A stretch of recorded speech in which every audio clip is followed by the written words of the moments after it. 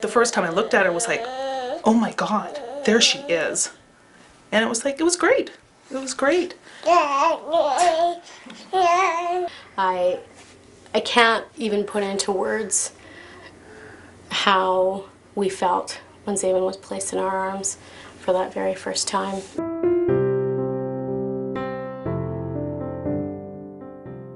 We probably do about 70 adoptions a year, but we've got 1,200 kids in BC waiting for families, and we've got 300 on the island. I think it's a great thing. I think it gives a good opportunity for kids and youth to have a family of their own, and just, you know, because everybody wants to be loved, everyone wants to be in a family.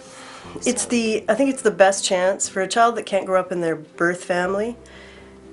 It gives them social and legal security and emotional security that foster care cannot give you.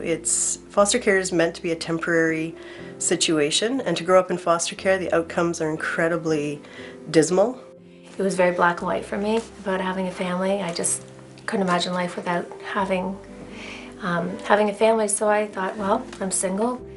There's been such significant changes over the past 30 years that even if you broke it down into 1 year, you would see significant change. So 30 years, it's almost impossible to outline the changes that have happened. It's been transformational to every party in the adoption constellation. We've seen trends come and go in the past 30 years. We've seen domestic adoption 30 years ago was really what adoption was about. There's been a huge switch to international adoption, and now we're seeing the trend come back to more domestic adoption and children in care locally. You've seen more of a focus internationally about rules and procedures and a focus on child trafficking, so really looking at how those children are available and not just moving children into other countries without good due process. So I think there's been changes in things like openness in adoption and secrecy not becoming the norm, openness becoming the norm.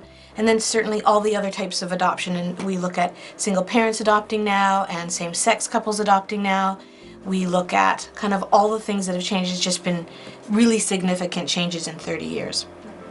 I guess I would probably say that you know, adoption is probably good no matter whether people adopt from another country or from this Canada, but my major concern is that people tend to go abroad thinking these children will be easier, the process might be easier and so on, but I think they should be thinking about the children here in this country who really need families. Part of the barrier is the public doesn't know enough about these kids. They don't realize that, I think a lot of them think that children are really damaged. It changes you in just as many ways as it does change anybody who does have children biologically. I don't know any other way to describe it. Adoption has just completed our life. That is the best thing to do.